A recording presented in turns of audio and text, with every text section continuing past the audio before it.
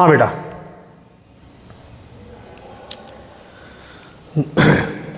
देखो आज हम स्टार्ट करेंगे, मतलब एक्चुअल में हम पढ़ इलेक्ट्रोस्टैटिक्स ही रहे, लेकिन किसी किसी बुक में इलेक्ट्रोस्टैटिक्स को 2 पार्ट में डिवाइड किया है, किसी बुक में 3 पार्ट में डिवाइड कर दिया है ना। तो इलेक्ट्रोस्टैटिक्स पार्ट 3, इलेक्ट्रोस्टैटिक्स पार्ट 3, ठीक है ना। इसमें एक्चुअल में हम पढ़ेंगे कैपेसिटेंस या इलेक्ट्रिकल कैपेसिटेंस, ठीक है ना। कैपेसिटेंस बोलो या electrical capacitance,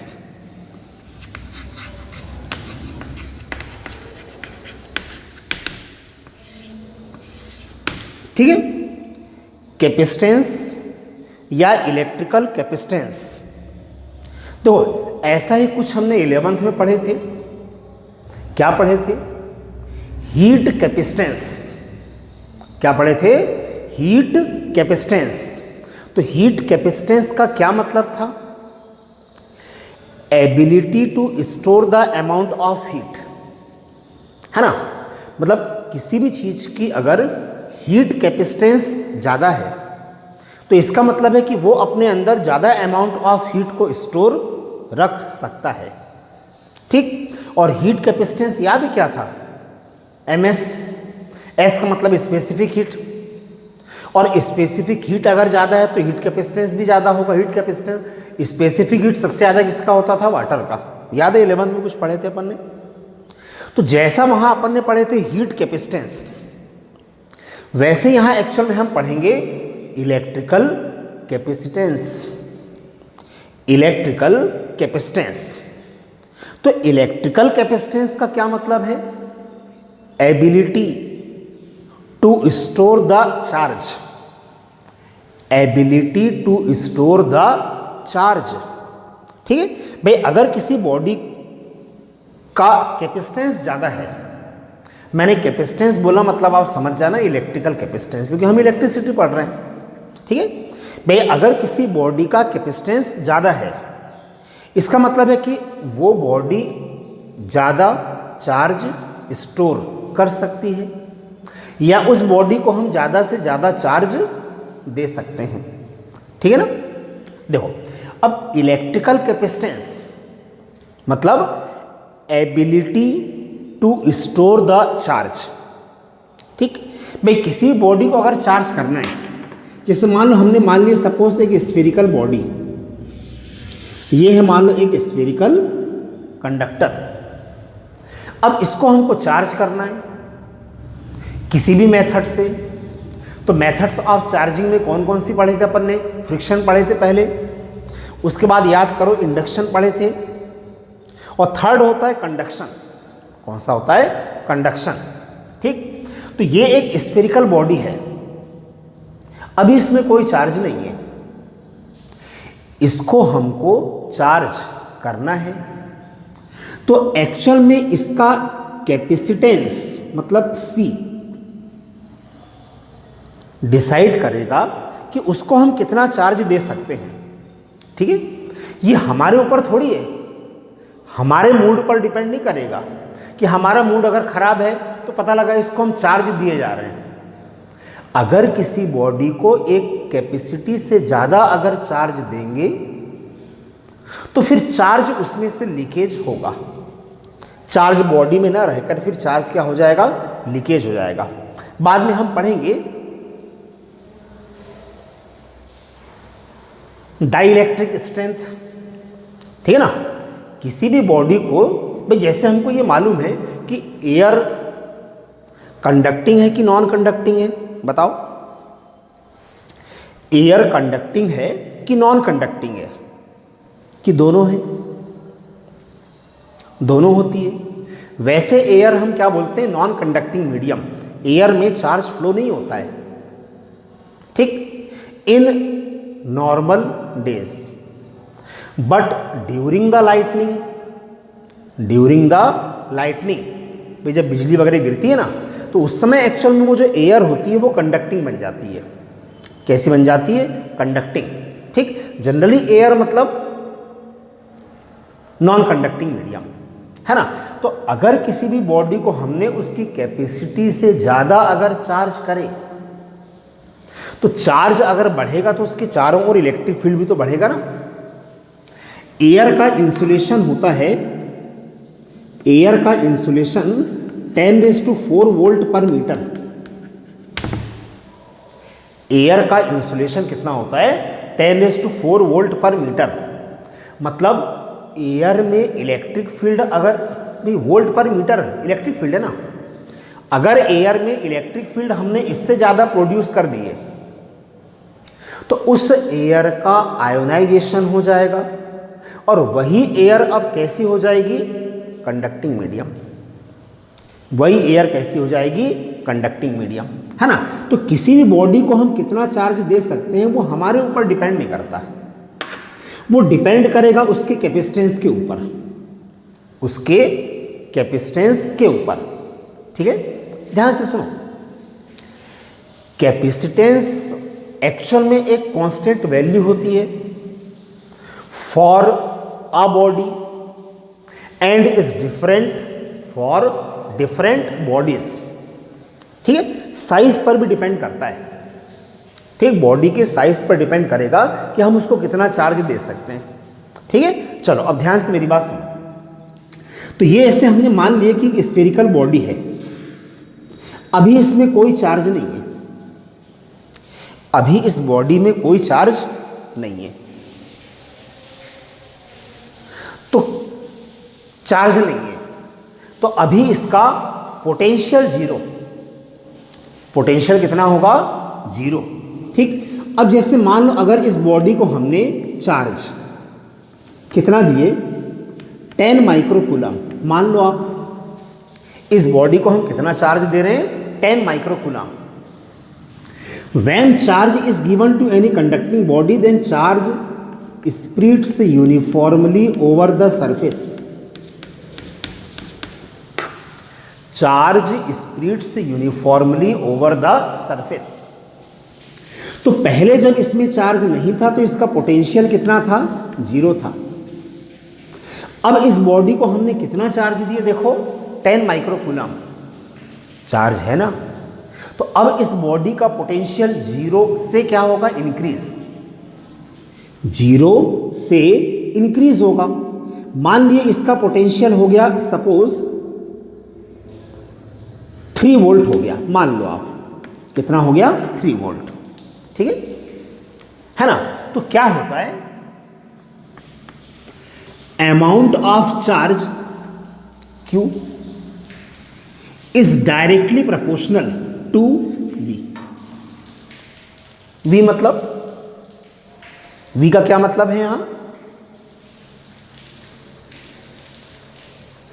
increase in potential. ध्यान रखना, नॉट ओनली पोटेंशियल। V मतलब इंक्रीज इन पोटेंशियल। ठीक, amount of charge given to any body is directly proportional to increase in potential. जैसे हमने 10 कूलम चार्ज दिए तो पोटेंशियल कितना इंक्रीज हुआ? 3 वोल्ट। भाई 0 से 3 हुआ ना, तो इंक्रीज इन पोटेंशियल कितना? 3 वोल्ट। 10 कूलम से अगर ज़्यादा चार्ज हम देते तो इंक्रीज इन पोटेंशियल 3 वोल्ट से ज़्यादा होता। ठीक है, तो amount of charge given to any body is directly proportional to increase in potential. ठीक, प्रोपोर्शनलिटी का साइन अगर हम रिमूव करें तो यहां कांस्टेंट लेते हैं C। कांस्टेंट क्या? C। तो C इज इक्वल टू क्या हो जाएगा? Q upon V। C is equal to क्या? Q upon V। देखो C कांस्टेंट है। C क्या है? Constant. This constant is called capacitance of that body.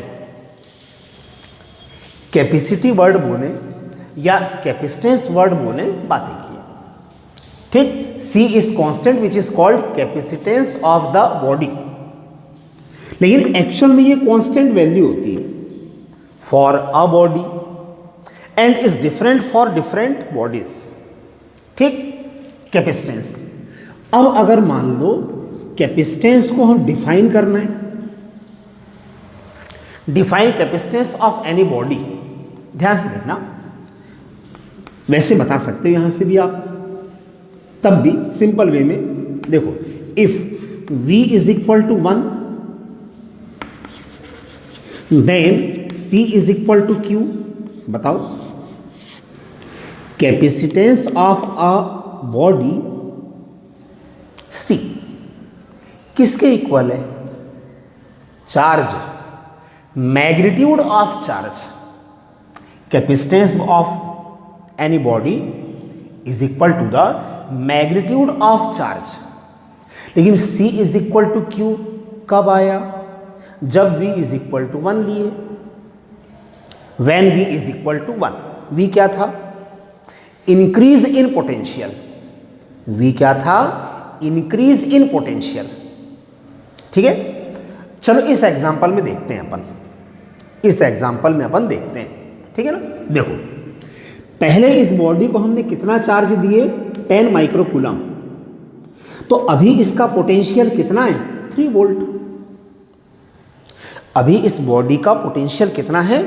3 volt है। ठीक है, और ज़्यादा चार्ज देंगे तो पोटेंशियल और इंक्रीज होगा। इधर सुनो मेरी बात, तो अभी इस बॉडी में कितना चार्ज है? 10 माइक्रोकूलम। तो इसका पोटेंशियल कितना है? 3 वोल्ट। अब हमने इस बॉडी को मान लो 5 माइक्रोकूलम चार्ज और दिए। कितना? 5 माइक्रोकूलम। ऐसे समझने के लिए मान लेते हैं हमने इस बॉडी को कितना चार्ज दिए और 5 माइक्रोकूलम। तो amount of charge over the surface of body increase. Charge increase हुआ ना, तो पोटेंशियल भी तो इंक्रीज होगा। तो अब इसका पोटेंशियल मान लो कितना हो गया? 4 वोल्ट। 3 वोल्ट से कितना हो गया? 4 वोल्ट। ठीक है, तो थोड़ा सोच के बताओ कि इस बॉडी का कैपेसिटेंस कितना होगा। देखो इस बॉडी का कैपेसिटेंस कितना, क्या बोल रहा हूं, सुन लो यहां। Capacitance of a body is numerically equal to the amount of charge, to the amount of charge which increase the potential by 1 volt.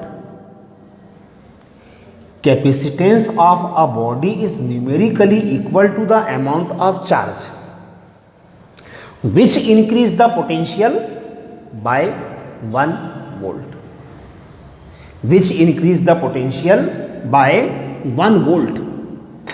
तो इस बॉडी का कैपेसिटेंस कितना होगा? देखो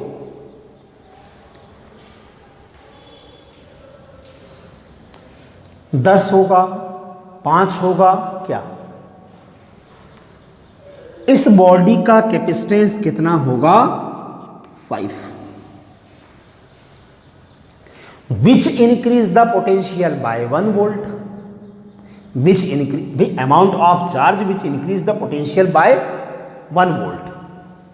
ध्यान से सुनो, पहले इसमें चार्ज कितना था? 10 माइक्रोकूलम। तो इसका पोटेंशियल कितना था? 3 वोल्ट। कितना था? 3 वोल्ट।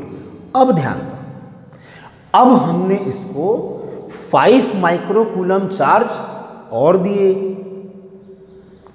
5 माइक्रोकूलम चार्ज और दिए, तो इसका पोटेंशियल 3 वोल्ट से कितना हो गया? 4 वोल्ट। तो इंक्रीज इन पोटेंशियल देखो कितना है? 1 volt. Increase in potential 1 volt by what amount of charge? कितने चार्ज से इंक्रीज इन पोटेंशियल 1 वोल्ट हुआ? 5। किससे हुआ? 5 से। तो इस बॉडी का कैपेसिटेंस कितना होगा? 5। लेकिन कैपेसिटेंस की यूनिट, कैपेसिटेंस की यूनिट फैरड, स्टेट फैरड, जो भी होगा वो। ठीक है भाई, कैपेसिटेंस किसके इक्वल है? अमाउंट ऑफ चार्ज के। चार्ज की एसआई यूनिट तो कूलम होती है, तो हमको यहाँ कूलम थोड़े लिखना है। फिर से एक बार सुन लो आप। एक देखो, एक बहुत सिंपल लैंग्वेज में अगर मैं बोलूँ, एक अपनी सामान्य भाषा में अगर हम बोलें, कैपेसिटेंस किसके इक्वल है? चार्ज के। कौन से चार्ज के? जो उसका पोटेंशियल 1 वोल्ट इंक्रीज कर दे। जितने चार्ज से पोटेंशियल 1 वोल्ट इंक्रीज होता है, कैपेसिटेंस उतने चार्ज के इक्वल होगा। ठीक, फिजिक्स की लैंग्वेज में अगर हम बोलें तो देखो क्या बोलोगे आप? Capacitance of a body is numerically equal. Numerically equal मतलब उस चार्ज के मैग्नीट्यूड के बराबर, यूनिट थोड़ी। Capacitance of a body is numerically equal to the amount of charge, amount of charge which increase the potential by 1 volt. जितने charge से potential 1 volt increase होता है, कैपेसिटेंस उस चार्ज के बराबर होगा। ठीक है, कैपेसिटेंस होती कांस्टेंट वैल्यू है। ठीक है,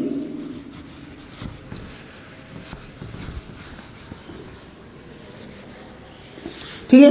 चलो, अब कैपेसिटेंस की एसआई यूनिट देखो, ये भरब याद रखो आप, तो ये बार बार यूज होगा। C इज इक्वल टू क्या? Q upon V।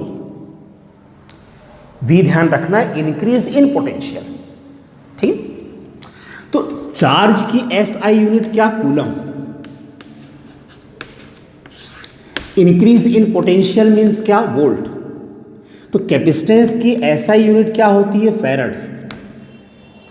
क्या होती है? Farad. 1 farad is equal to 1 coulomb upon 1 volt. ठीक, कि अगर मान लो कॉन्सेप्चुअल क्वेश्चन में आ गया, define capacitance 1 farad, define capacitance 1 farad, तो क्या बोलेंगे हम? भाई किसी भी बॉडी का कैपेसिटेंस 1 फैरड कब? अगर उस बॉडी को हम 1 कूलम चार्ज दें और उसका पोटेंशियल कितना इंक्रीज हो? 1 वोल्ट। तो इसका मतलब है कि उस बॉडी का कैपेसिटेंस कितना होगा? 1 फैरड। ठीक है ना? क्या? सुन लो, if 1 coulomb of charge given to any body, if 1 coulomb of charge given to any body which increase the potential by 1 volt, which increase the potential by 1 volt, then capacitance of that body is said to be 1 farad. Capacitance of that body is said to be 1 farad. ठीक है, capacitance की CGS unit क्या होगी? बता सकते हो? Capacitance की CGS unit क्या होगी?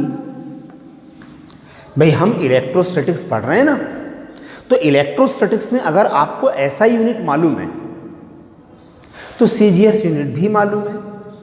केवल उसमें आपको स्टैट वर्ड ऐड करना है। भाई coulomb stat coulomb, volt stat volt, farad stat farad, farad तो क्या?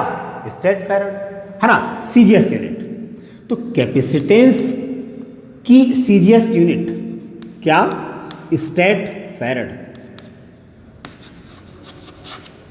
चार्ज की सीजीएस यूनिट स्टैट कूलम।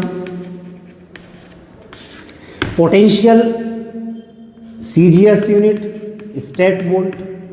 ठीक है, तो stat coulomb upon stat volt मतलब क्या? Stat farad. ठीक है, चलो अब इसके बाद में बताओ relation between farad and stat farad.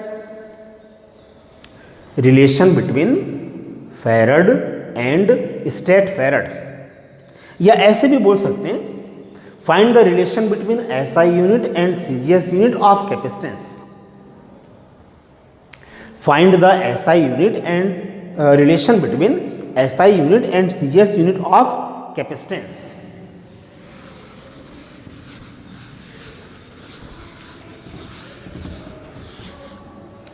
Farad और स्टैट फैरड में रिलेशन, इसका मतलब हमको क्या फाइंड करना है, 1 farad is equal to how many stat farad. 1 farad is equal to how many stat farad. ठीक है, चलो, तो capacitance C is equal to Q upon V। तो SI यूनिट क्या है, फैरड। चार्ज की SI यूनिट क्या, coulomb. Increase in potential means क्या, volt. 1 farad is equal to 1 coulomb upon 1 volt. हमको क्या फाइंड करना है, फैरड और स्टेट फैरड में रिलेशन। राइट हैंड साइड में क्या लाना है, statfarad. Right hand side में हमको क्या लाना है, स्टेट फैरड। तो स्टेट फैरड कब आएगा, state coulomb upon state volt. Stat coulomb upon state volt. Coulomb को चेंज करो स्टेट कूलम में, तो 1 coulomb is equal to how many stat coulomb, पढ़े ना, क्या होता है 3 इंटू 10⁹ स्टेट कूलम। ठीक, 1 volt is equal to how many stat volts, पढ़े हैं ना सब। 1 volt is equal to how many stat volts, 1 upon 300 stat volt. ठीक, 1 फैरड। ठीक, तो 1 फैरड इज इक्वल टू, देखो ये 300 आ जाएगा ऊपर, ये 300 आ जाएगा ऊपर, तो 3 3 जा 9, 2 0 यहां बढ़ जाएंगे ना, तो क्या हो जाएगा 10⁻11। और state coulomb upon state volt का मतलब क्या, state farad.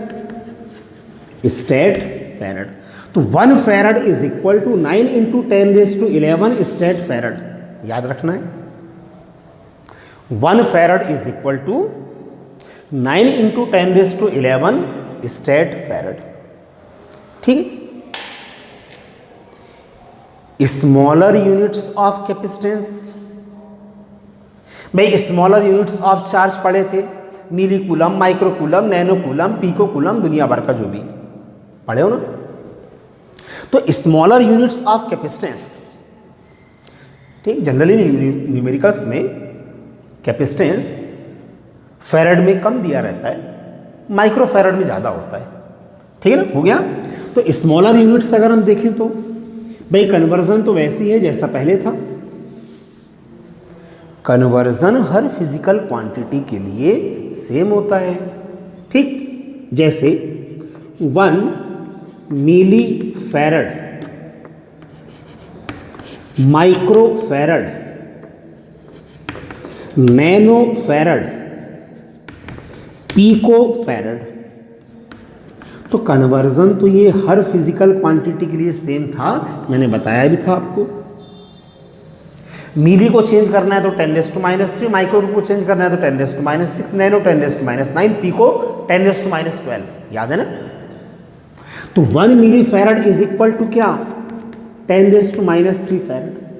1 micro farad is equal to 10⁻6 farad. 1 nano farad 10⁻9 farad, और 1 pico farad is equal to 10⁻12 farad. याद रखो,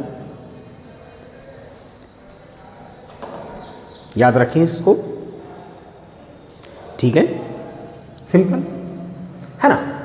अब कैपेसिटेंस का डायमेंशन फॉर्मूला भी निकाल सकते हो, सिंपल चीजें ये खुद कर लेना चाहिए। ठीक, कैपेसिटेंस का डायमेंशन फॉर्मूला खुद भी निकाल सकते हो ना। देखो C is equal to Q upon V, मैं शॉर्ट में बता दे रहा हूं। इसके पहले हमने पढ़े ना पोटेंशियल W अपॉन Q, पढ़े ना। तो capacitance C is equal to Q, V means क्या, W अपॉन Q। चार्ज को स्मॉल q कैपिटल Q जैसा भी हम यूज करें, तो ये Q आ जाएगा ऊपर, तो क्या हो जाएगा Q²/W हो गया। तो capacitance C is equal to Q मतलब चार्ज, Q क्या है? Charge. And charge is equal to current into time, याद है ना? I is equal to Q by T. Current की डेफिनेशन क्या थी? Rate of flow of charge. I is equal to Q by T, तो Q is equal to I T. ठीक, Q is equal to I T. Charge मतलब coulomb, charge यानी क्या? Coulomb.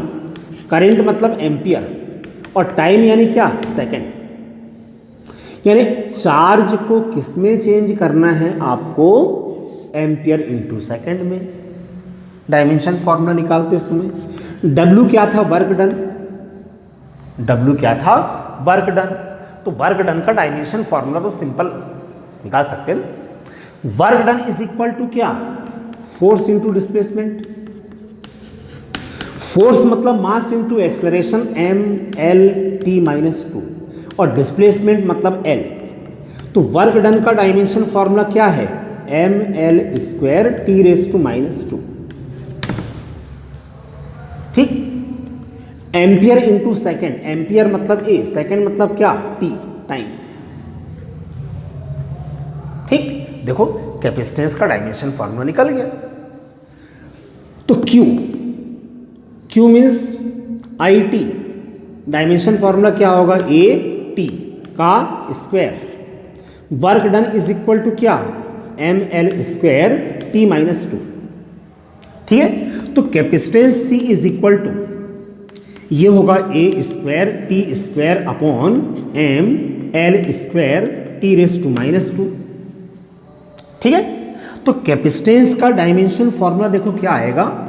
m⁻1 ऊपर गया तो m⁻⁻1, l² ऊपर l⁻², t⁻² ऊपर जाएगा तो प्लस हो जाएगा ना, तो t⁴, और ये क्या लिखा है? a²। तो ये है कैपेसिटेंस का डायमेंशन फॉर्मूला। देख लो, कैपेसिटेंस का डायमेंशन फॉर्मूला सिंपल है। ठीक, फिर चार्ज भर याद रखो, चार्ज मतलब करंट इंटू टाइम, या चार्ज का डायमेंशन फॉर्मूला क्या है? Ampere into second, AT। Work done का सिंपल निकाल सकते हैं रफ में। ठीक है, सिंपल चीजें है ना। चलो, इसके बाद क्वेश्चन है, कॉपी में क्वेश्चन है वो, है ना। नोट्स में दूंगा तो उसमें क्वेश्चन ध्यान रखना। क्वेश्चन क्या है पहले सुन लो अच्छे से। क्वेश्चन क्या है पहले सुन लो। Right the factors affected to capacitance. क्या है? Right the factors affected to capacitance. तो इसके पहले हमने एक क्वेश्चन पढ़ चुके हैं, right the factors affected to potential, पढ़े हैं ना। बस उसी का यूज होगा, उसी का ही यूज होगा, अलग से मुझे कुछ नहीं समझाना है ना। पूरा फिर से मैं नहीं समझाऊंगा, ये ध्यान रखना।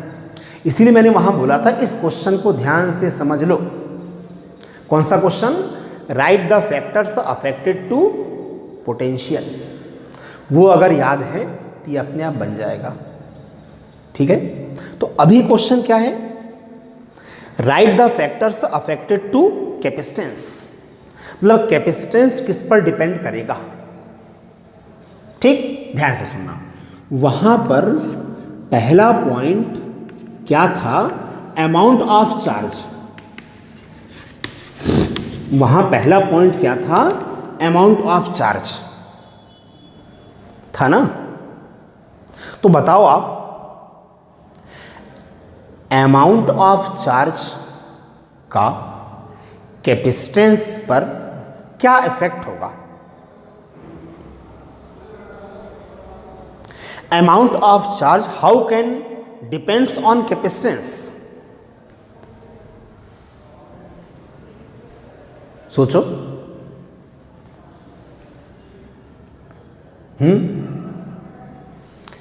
कैपेसिटेंस चार्ज पर कैसे डिपेंड करेगा?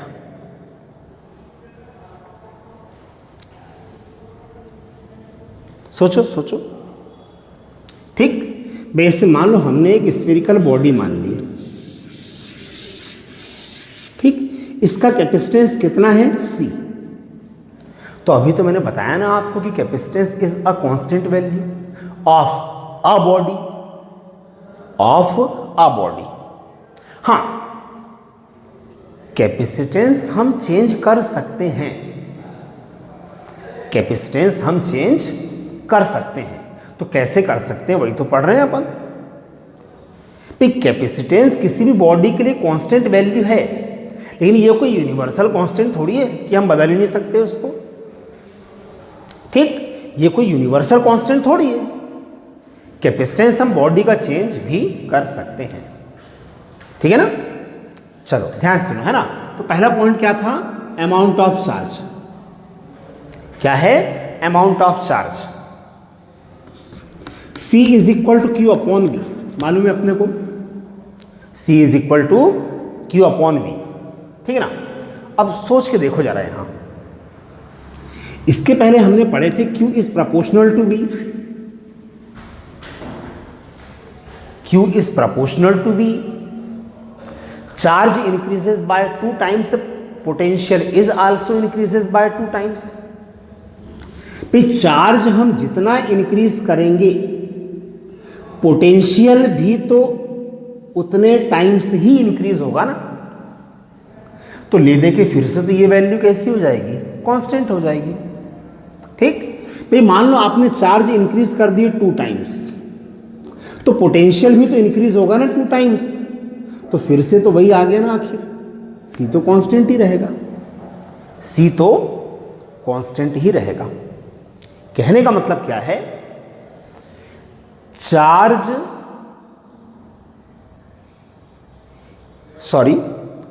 कैपेसिटेंस चार्ज पर डिपेंड नहीं करता। बात को समझो जरा, कैपेसिटेंस चार्ज पर डिपेंड नहीं करता, चार्ज डिपेंड करता है कैपेसिटेंस पर। भाई किसी भी बॉडी को हम कितना चार्ज दे सकते हैं वो डिपेंड करेगा उसके कैपेसिटेंस पर। चार्ज कैपेसिटी को डिसाइड थोड़ी करेगा, कैपेसिटी डिसाइड करेगी कि चार्ज आप कितना दे सकते हो, ठीक है। तो अमाउंट ऑफ चार्ज का कैपेसिटेंस में कोई अफेक्ट नहीं होता है। तो यहां पर ये फर्स्ट पॉइंट नहीं होगा, ध्यान रखना आप। वहां जो हमने 4 पॉइंट किए थे ना, first point amount of charge था, यहां ये फर्स्ट पॉइंट नहीं होगा, ठीक है। चलो ठीक, दूसरा पॉइंट क्या था बताओ, वहां दूसरा पॉइंट क्या था, surface area of the body. क्या था, surface area of the body, surface area of the body. इसमें भी कुछ कंडीशन थी, इसमें भी कुछ कंडीशन थी, ध्यान से सुनो। क्या थी कंडीशन, ध्यान देना, इधर सुनो। मान लीजिए बॉडी है, इसमें चार्ज 10 माइक्रोकूलम है। कितना है, 10 microcoulomb. When charge is given to any conducting body, then charge spreads uniformly over the surface. Conducting बोल रहा हूं मैं, ध्यान रखना।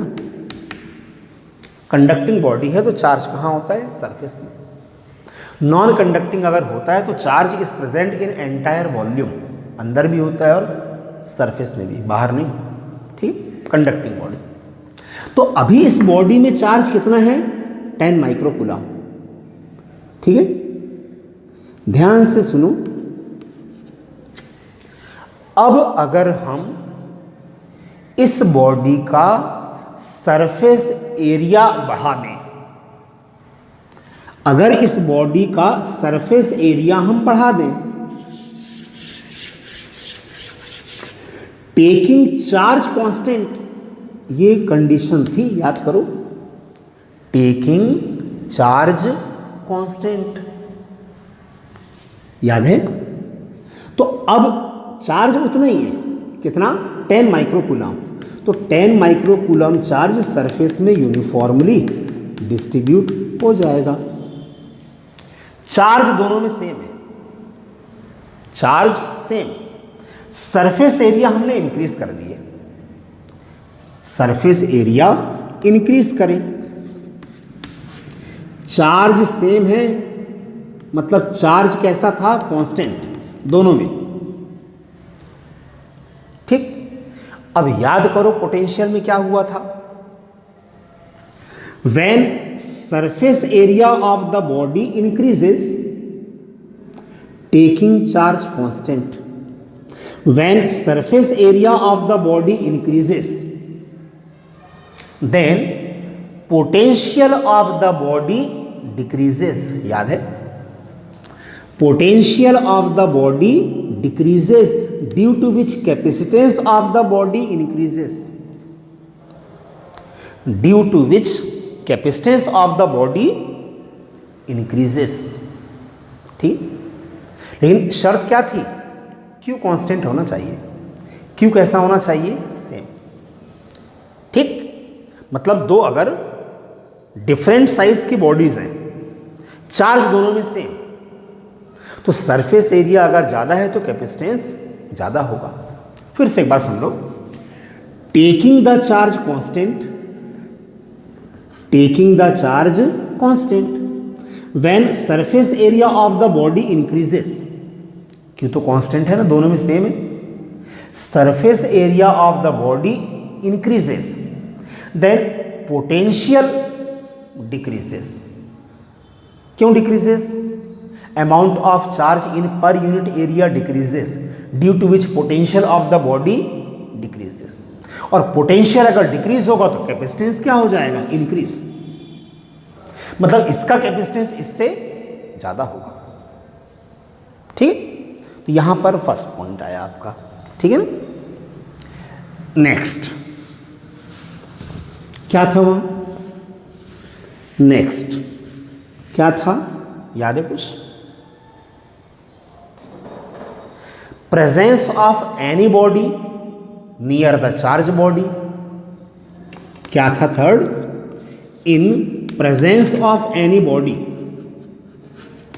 In presence of any body near the charge body, near the charged body. Charged body के पास में अगर हम कोई अनचार्ज्ड बॉडी रख दें तो चार्ज्ड बॉडी का कैपेसिटेंस बढ़ जाता है। मैं क्या बोल रहा हूं उसको ध्यान से सुनो आप। ठीक, when uncharged body is placed near the charged body then capacitance of the charged body increases. ठीक है, इधर से अच्छा देखते हैं भाई। मान लो ये एक प्लेट है, क्या है, प्लेट। अभी इस प्लेट में चार्ज मान लेते हैं 10 माइक्रोकूलम। कितना, 10 माइक्रोकूलम। मतलब इस प्लेट को हम मैक्सिमम 10 माइक्रोकूलम चार्ज दे सकते हैं अकॉर्डिंग टू इट्स कैपेसिटेंस। अभी इस प्लेट को हम मैक्सिमम कितना चार्ज दे सकते हैं, 10 माइक्रोकूलम बस। लेकिन अगर इसका कैपेसिटेंस बढ़ जाए तो हम इसको और ज़्यादा चार्ज दे सकते हैं। अगर इसका कैपेसिटेंस सपोज इंक्रीज हो जाता है तो इसको हम और चार्ज दे सकते हैं ना। तो इसका कैपेसिटेंस इंक्रीज कैसे करें वही तो हम देख रहे हैं, ध्यान से देखना है ना। चलो, ये है चार्ज्ड बॉडी, इसके पास में एक अनचार्ज्ड बॉडी अगर हम रखें, मतलब पहले से इसमें कोई चार्ज नहीं है,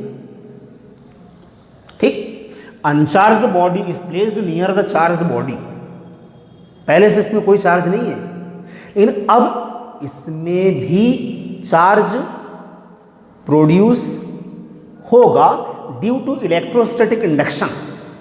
पढ़े ना, ड्यू टू इलेक्ट्रोस्टैटिक इंडक्शन, पढ़े हैं ना। ठीक, तो इसमें इंडक्शन से चार्ज प्रोड्यूस होगा। देखो, पास वाले सरफेस में अपोजिट नेचर का चार्ज, दूर वाले सरफेस में सेम नेचर का चार्ज। ठीक है, ये नेगेटिव चार्ज इसके पोटेंशियल को कम करने की कोशिश करेगा, ये पॉजिटिव चार्ज इसके पोटेंशियल को बढ़ाने की कोशिश करेगा, लेकिन ज्यादा इफेक्ट किसका होगा? इन दोनों में से ज्यादा इफेक्टिव कौन होगा? तो किसका प्रभाव ज्यादा पड़ेगा? जो पास में है, जो पास में है। तो नियर सरफेस में देखो अपोजिट नेचर का चार्ज है ना, कैसा है? अपोजिट नेचर का। तो ये induced negative charge, induced negative charge इस चार्ज्ड बॉडी का पोटेंशियल कम कर देगा। भाई C is equal to Q upon V। Q कम हो रहा है क्या? हाँ, क्यू थोड़ी कम हो रहा है। क्यू क्या है? Charge of the charged body. इस प्लेट में कितना चार्ज था? 10 माइक्रोकूलम। तो अभी भी कितना है? 10 माइक्रोकूलम। चार्ज थोड़ी बदल रहा है इसका भैया, इसका चार्ज कहीं थोड़ी चेंज हो रहा है। लेकिन अगर इसके पास में हमने एक अनचार्ज्ड बॉडी रखी तो इस इंड्यूस्ड नेगेटिव चार्ज के कारण इस चार्ज्ड बॉडी का क्या कम हो गया? पोटेंशियल कम हो गया। तो कैपेसिटेंस क्या हो गया? बढ़ गया। समझ रहे हो ध्यान से? इस चार्ज प्लेट का कैपेसिटेंस हमको बढ़ाना था तो पोटेंशियल कम करना था, पोटेंशियल कम करना था। कैसे कम करें? चार्ज प्लेट के पास में एक अनचार्ज प्लेट हमने रख दी है, तो इंडक्शन के कारण यहां चार्ज प्रोड्यूस होगा, पास वाले सरफेस में अपोजिट नेचर का चार्ज। तो ये इंड्यूस्ड नेगेटिव चार्ज क्या करता है? इसके पोटेंशियल को कम कर देता है। इसका चार्ज थोड़ी कम कर रहा है, चार्ज इसमें कैसा है? कांस्टेंट। लेकिन अब इसके कारण इस चार्ज्ड प्लेट का पोटेंशियल क्या हुआ? कम। तो इसका कैपेसिटेंस क्या हो गया? बढ़ गया।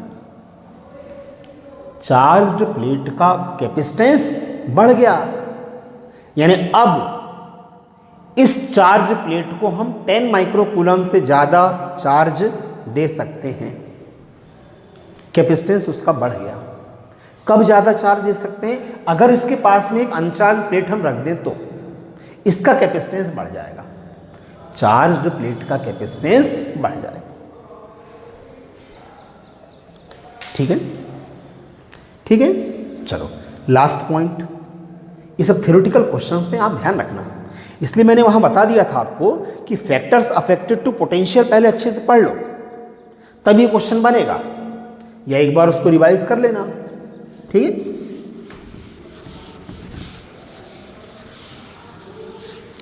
ठीक है। चलो नेक्स्ट लास्ट पॉइंट जो है इसमें, medium around the conductor, medium around the conductor, यानी चार्ज्ड कंडक्टर के चारों ओर का जो मीडियम है उस पर भी डिपेंड करेगा उसका कैपेसिटेंस। क्या डिपेंड करेगा? उसका कैपेसिटेंस। देखते हैं, चलो भाई मानो चलो हमने एक स्फेरिकल बॉडी ली है, सपोज स्फेरिकल कंडक्टर, इसका कैपेसिटेंस कितना है? C। अभी इसका कैपेसिटेंस कितना है? C। कब? जब इसके चारों ओर मीडियम क्या था? एयर। क्या था? एयर। ठीक, चार्ज्ड कंडक्टर, उसके चारों ओर मीडियम क्या है? एयर। तो उसका कैपेसिटेंस कितना था? C, जितना भी हो, 5 माइक्रोफैराड, 10 माइक्रोफैराड, जो भी हो। ठीक है, मान लो इसको अभी हम मैक्सिमम कितना चार्ज दे सकते हैं? 10 माइक्रोकूलम। मान लो इसको मैक्सिमम हम कितना चार्ज दे सकते हैं? 10 microcoulomb according to its capacitance. इसकी कैपेसिटी के अकॉर्डिंग इसको हम मैक्सिमम कितना चार्ज दे सकते हैं? 10 माइक्रोकूलम, बस, उससे ज़्यादा नहीं। कब? जब इसके चारों ओर क्या था? मीडियम, एयर था। ठीक ठीक है, तो इसका कैपेसिटेंस क्या होगा? C is equal to Q होगा ना। अब ध्यान से सुनो मेरी बात। अगर इस चार्ज्ड बॉडी के चारों ओर हमने कोई मीडियम रख दिए, एयर नहीं, हमने कोई मीडियम रख दिए, मीडियम वर्ड आया तो आप समझ जाना डाइलेक्ट्रिक मीडियम। क्या? Dielectric medium, mica, wax, paper, जो भी। तो अगर इस चार्ज्ड बॉडी के चारों ओर हमने क्या रख दिए? मीडियम, डाइलेक्ट्रिक मीडियम, जिसका डाइलेक्ट्रिक कांस्टेंट कितना है? K। कितना है? K। तो अब इस चार्ज्ड बॉडी का पोटेंशियल कितना हो जाएगा? V/K। चार्ज थोड़ी कम हो रहा है, चार्ज्ड बॉडी के चारों ओर हमने क्या रखे? Dielectric medium. पहले एयर था ना, पहले एयर था, तो इसका पोटेंशियल क्या था? V था। लेकिन अब इस चार्ज बॉडी के चारों ओर हमने क्या रख दिया? Dielectric medium, whose dielectric constant is K। Then its potential becomes V/K। Potential becomes V/K, मतलब इस चार्ज्ड बॉडी का पोटेंशियल K टाइम्स डिक्रीजेस, तो capacitance K times increases. Capacitance K times increases, है ना भाई। जब मीडियम था, जब इस चार्ज्ड कंडक्टर के चारों ओर मीडियम एयर था, तो इसका कैपेसिटेंस क्या था? C। अब इसके चारों ओर हमने डाइलेक्ट्रिक मीडियम रख दिया, जिसका डाइलेक्ट्रिक कांस्टेंट कितना है? K। तो potential K times decreases, V/K। Capacitance K times increases, तो क्या हो जाएगा? KC। K times increases. ठीक, इधर सुनो एग्जांपल। मान लो हमने यहां रखे माइका, तो माइका का डाइलेक्ट्रिक कांस्टेंट कितना होता है? 6। तो इसका मतलब है कि इस स्फेरिकल कंडक्टर का कैपेसिटेंस 6 टाइम्स इंक्रीजेस। माइका अगर रखेंगे तो कैपेसिटेंस 6 टाइम्स इंक्रीजेस।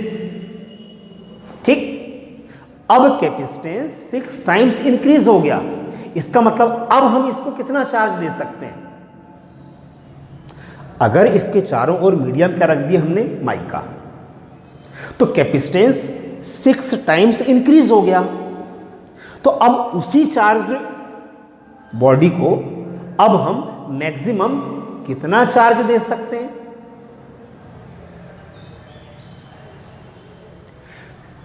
$60 माइक्रोकूलम। देखो, पहले जब एयर था तो हम इसको मैक्सिमम कितना चार्ज दे पा रहे थे? 10 माइक्रोकूलम। कितना दे पा रहे थे? 10 माइक्रोकूलम।